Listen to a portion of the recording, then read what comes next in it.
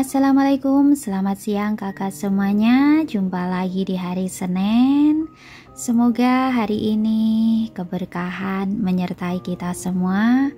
Sehat selalu, bahagia selalu, dan sukses selalu. Amin ya robbal alamin.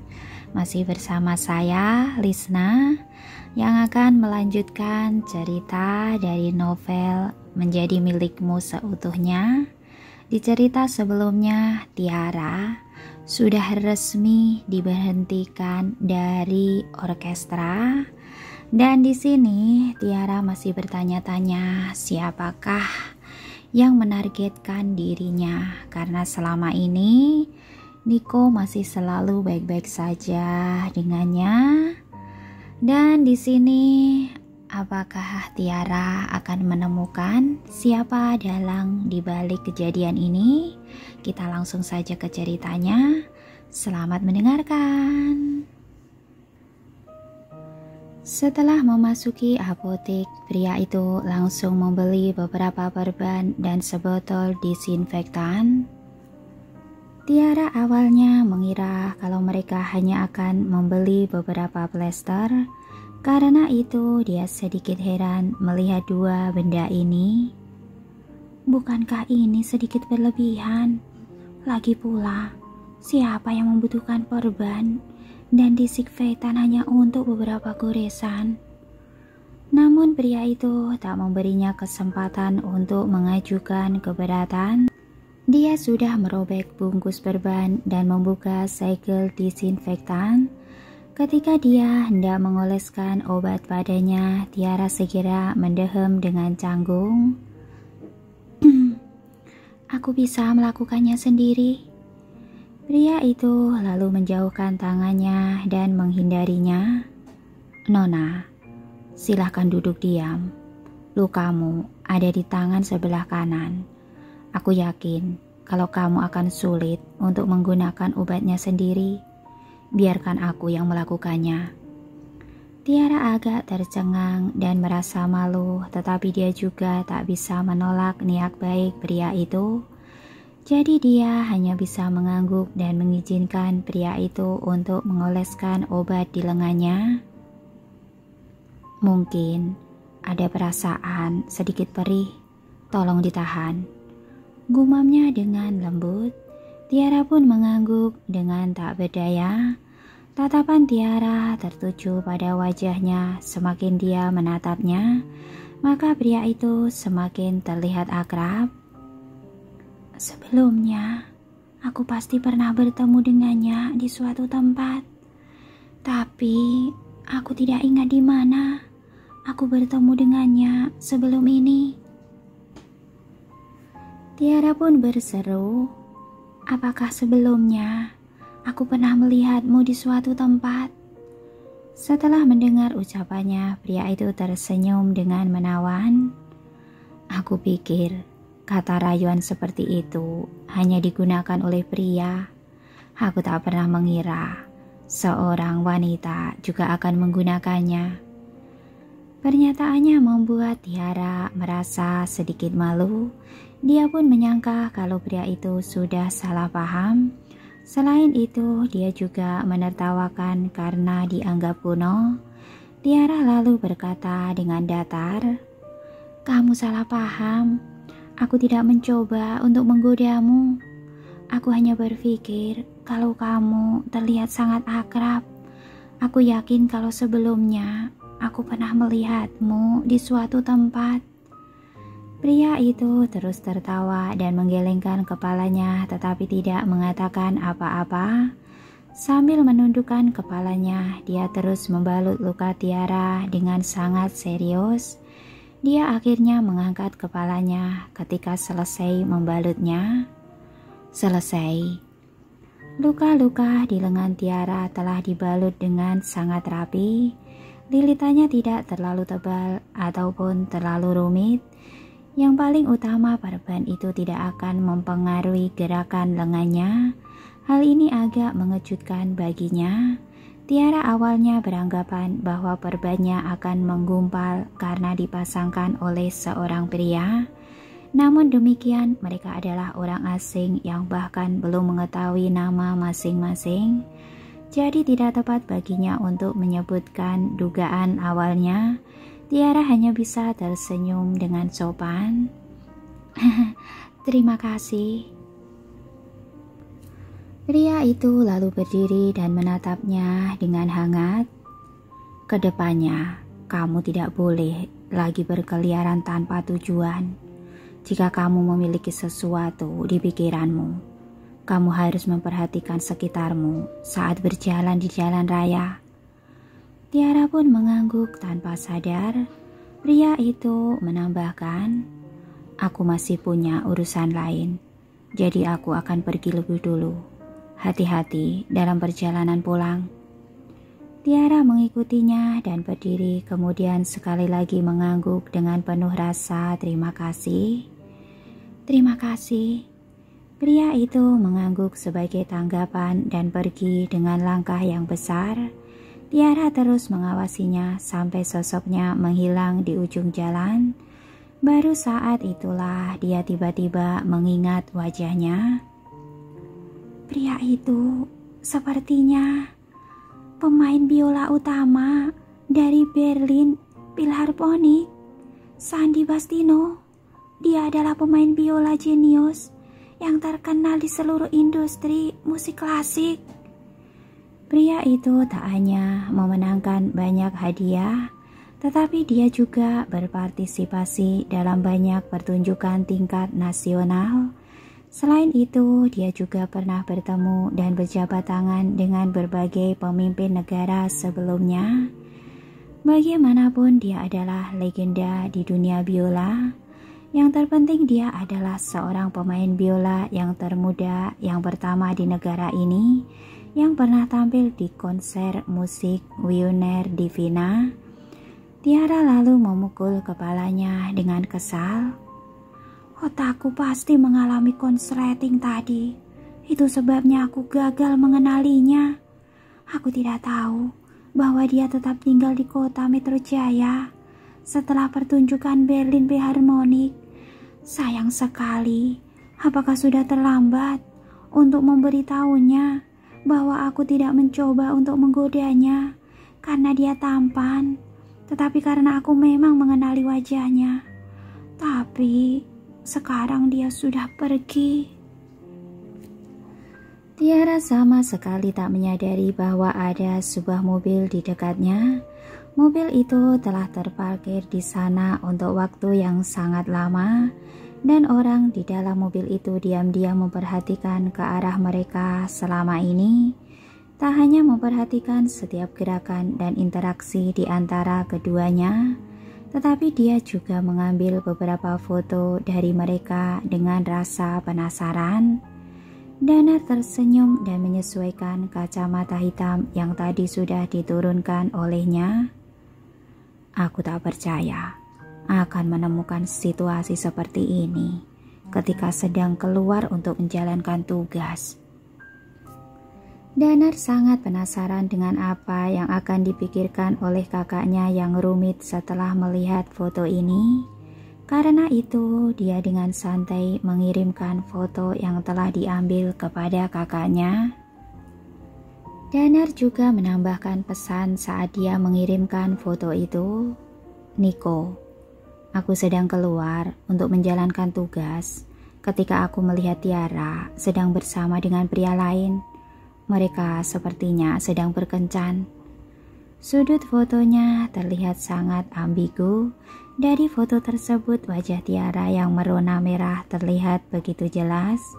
Namun hanya bagian belakang kepala pria itu yang terlihat. Apalagi pria itu sedang berlutut dengan satu lutut di tanah dan memegang tangannya. Namun perban dan disinfektan di tangannya tidak terlihat. Ketika melihat foto itu, ekspresi Niko langsung berubah menjadi gelap karena suatu alasan. Sementara itu, suara ketukan sudah terdengar di pintu kantornya. Dia lalu mendongak dan menjawab dengan dingin, "Masuk." "Pak Niko, Pak Pandu sudah ada di sini," kata Bima. Niko pun mengangguk. Biarkan dia masuk. Pandu lalu mengikuti Bima ke dalam ruang kantor dengan setumpuk proposal proyek. Pak Niko, aku telah menyelesaikan proposal proyekku. Silahkan diperiksa. Niko hanya mengangguk dan mengambil setumpuk dokumen itu dari Pandu. Jelaskan semuanya padaku. Untuk perangkat lunak ini, aku berencana untuk... Suara lembut Pandu sudah terdengar di dalam ruangan. Dia meluangkan waktunya untuk mengemukakan poin-poin utama dari proposal proyeknya dan menjelaskannya secara rinci. Setelah Pandu selesai, Niko tampak mengangguk. Bagian ini perlu beberapa revisi, sisanya sudah bagus. Pandu menandai bagian itu dengan seksama. Setelah semuanya selesai, Niko tanpa sadar bertanya padanya, apakah kakakmu sudah punya pacar? Pandu terkejut dengan pertanyaan itu, meskipun merasa sedikit bingung tentang bagaimana percakapan sampai pada topik ini. Dia tetap menjawab, tidak. Kemudian dia bertanya dengan bingung, kenapa bertanya tentang hal itu, Pak Niko? Kemudian Pandu sepertinya menyadari sesuatu, jadi dia pun tersenyum dan mulai mengatakan hal baik tentang kakaknya. Sejujurnya, satu-satunya hal yang dipikirkan oleh kakakku selama beberapa tahun terakhir adalah hanya menghasilkan uang, bermain biola, dan merawatku. Dia tak pernah peduli dengan hal lain. Bukannya tak ada yang mencoba merayunya. Di masa lalu, hanya ada dia tidak terlalu peduli dengan sebuah hubungan asmara. Seiring waktu, perasaan itu cenderung menghilang. Dapat dikatakan bahwa Tiara belum pernah jatuh cinta sebelumnya. Selain itu, kami tidak memiliki rahasia apapun. Bahkan jika kakakku sedang menjalin sebuah hubungan, tak mungkin kalau aku tidak mengetahuinya. Bahkan jika dia tidak memberitahuku tentang hal itu, aku bisa mengetahuinya dengan baik. Dia tidak bisa merahasiakannya hal itu dariku. Setelah mendengar penjelasan itu, ekspresi Niko pun sedikit melunak dan menjadi lebih ramah dibandingkan dengan sebelumnya. Pada saat yang sama, Niko pun bingung dengan reaksinya sendiri. Apa hubungannya Tiara denganku?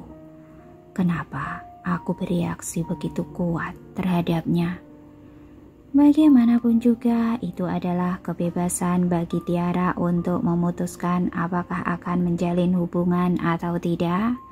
Hanya saja Niko agak kesal dengan kebebasannya ini. Tiara pulang ke rumah dalam suasana hati yang buruk. Dia sangat berharap semuanya hanyalah mimpi.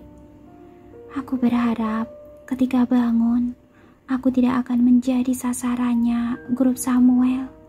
Aku masih tetap menjadi bagian dari National Symphony Concerto, dan semuanya akan kembali seperti semula.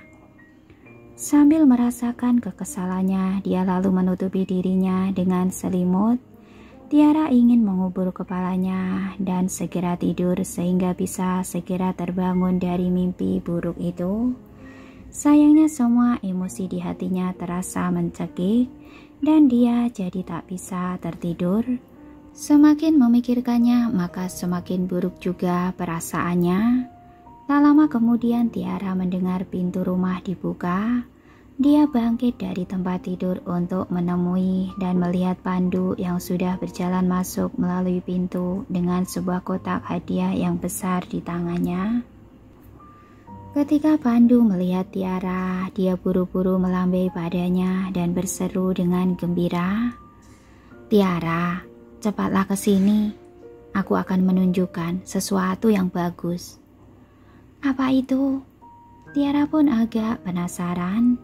Pandu lalu menyerahkan kotak hadiah yang besar itu kepadanya dengan hati-hati, seolah-olah dia sedang menyerahkan sebuah harta yang berharga. "Buka dan lihatlah." Dengan curiga, Tiara membuka kotak itu dan segera melebarkan matanya dengan takjub. Apa yang ada di dalam kotak itu tak lain adalah sebuah biola yang sangat indah. Tak dapat menahan diri, dia langsung mengulurkan tangannya untuk menyentuh senar biola dan bertanya dengan heran, "Kenapa kamu tiba-tiba berpikir untuk memberiku sebuah biola?" Melihat bahwa dia menyukai hadiah itu, Pandu pun menjelaskan sambil tersenyum, "Aku membeli biola ini dari seorang guru yang suka mengoleksi biola. Menurutnya ini adalah biola yang sangat bagus, apalagi namanya indah. Namanya adalah surgawi." Tiara mengangguk. Dia mengenali biola ini. Itu adalah milik pribadi dari seorang pemain biola yang sangat terkenal di negeri ini, yaitu Alex Ferdian. Alex akan tampil dengan biola ini hampir semua penampilannya. Jadi biola ini sangatlah terkenal. Baru setelah itu sang ahli biola melelang biola ini setelah dia pensiun dari dunia musik. Biola itu kemudian dibeli oleh seorang pembeli anonim, dan saat ini biola itu bernilai dengan harga yang tinggi. Tiara tak pernah menyangka bahwa Pandu akan mendapatkannya. Meskipun dia sangat menyukai hadiah ini, dia tak bisa menahan diri untuk tidak mengerutkan keningnya. "Kamu seharusnya tidak menghabiskan begitu banyak uang. Aku bisa memainkan biola tua apapun. Perusahaanmu baru saja dimulai, jadi aku yakin kamu perlu menghabiskan banyak hal. Kenapa kamu malah membeli sesuatu yang begitu mahal? Bagaimana kalau nanti kamu kehabisan uang?" Pandu pun tertawa. "Kamu tidak perlu khawatir tentang itu. Terima saja hadiahnya. Aku tahu apa yang bisa aku lakukan dan apa yang tak bisa aku lakukan. Proposal proyekku telah mencapai tahap awal finalisasi, dan aku sudah membawa bahan untuk ditinjau oleh Pak Niko hari ini. Dia menyatakan minatnya yang besar pada proyek ini. Itu sebabnya kamu tidak perlu khawatir tentang keuangan. Aku sudah mengatakan kalau aku akan menjagamu, dan aku juga bisa membuat hidup kita menjadi lebih baik. Jadi, aku pasti akan mewujudkannya." Cahaya di mata Tiara langsung meredup ketika dia mendengar nama Niko. Dia bahkan tak mendengar apa yang dikatakan Pandu sesudahnya. Ketika dia tiba-tiba terdiam, Pandu menyadari bahwa ada sesuatu yang tidak beres. Tiara tampaknya merasa sangat sedih hari ini. Begitu sedihnya sehingga dia bahkan tidak mengungkapkan banyak kegembiraan ketika melihat biola yang terkenal itu. Jadi Pandu pun tak bisa menahan perasaan yang aneh itu. "Tiara, ada apa? Apa sudah terjadi sesuatu?" Tiara menggelengkan kepalanya dengan lemah. Dia tak ingin memberitahukan Pandu bahwa dia telah dipecat oleh grup Samuel. Karir Pandu baru saja mulai menanjak, apalagi dia kebetulan bekerja dengan grup Samuel. Memberitahunya tentang masalah ini hanya akan menambah masalah saja. Semakin Pandu memandangnya, maka dia akan semakin merasa bahwa kakak perempuannya menjadi sangat aneh hari ini. Dia pun berkata dengan cemas, "Tiara, kamu bisa berbagi denganku tentang masalah apapun yang kamu hadapi. Tak perlu menderita sendirian." Tiara menggelengkan kepalanya lagi. "Sebenarnya bukan apa-apa. Hanya saja aku tak bisa bermain biola sekarang. Jadi rasanya sayang sekali. Semoga aku bisa segera sembuh. Dengan begitu akhirnya aku bisa memainkan biola ini."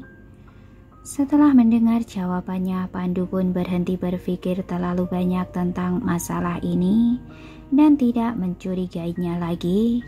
Bagaimanapun juga memang benar kalau selama ini kakak perempuannya merasa kesal karena cederanya.